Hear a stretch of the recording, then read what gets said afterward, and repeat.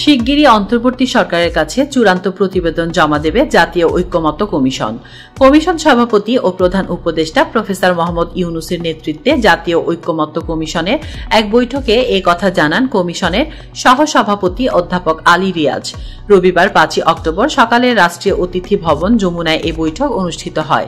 প্রধান উপদেষ্টার press unit এ তথ্য জানিয়েছে। প্রায় ঘণ্টাব্যাপী বৈঠকে জুলাই সনদের বিষয়বস্তু ও এর বাস্তবায়ন পদ্ধতি নিয়ে রাজনৈতিক দলগুলোর মনোভাব ও ওই বিষয়ে ঐকমত্য কমিশনের অবস্থান সম্পর্কে সভাকে অবহিত করা হয়।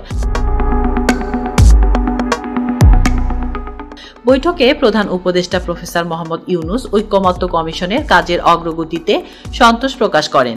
অধ্যাপক আলী রিয়াজ বলেন, ঐকমত্য কমিশন সব রাজনৈতিক দল থেকে ব্যাপকভাবে সহযোগিতা পেয়েছে। এছাড়া গণমাধ্যমগুলো ঐকমত্য কমিশনকে অকল্পনীয় সমর্থন দিয়েছে।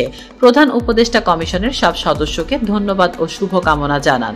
কমিশনের কাজের চূড়ান্ত অগ্রগতি সম্পর্কে দ্রুততম সময়ের মধ্যে তাকে জানানোর নির্দেশ দেন। বৈঠকে আরও ছিলেন কমিশন সদস্য বিচারপতি মোহাম্মদ এমদাদুল হক, ডক্টর বদিউল আলম মজুমদার, ডক্টর মোহাম্মদ আইয়ুব মিয়া এবং প্রধান উপদেষ্টার বিশেষ সহকারী মনির হায়দার। এছাড়াও অন্তর্বর্তী সরকারের উপদেষ্টা মোহাম্মদ ফাউজুল কবির খান, আসিফ নজরুল ও আদিলুর রহমান খান বৈঠকে উপস্থিত ছিলেন।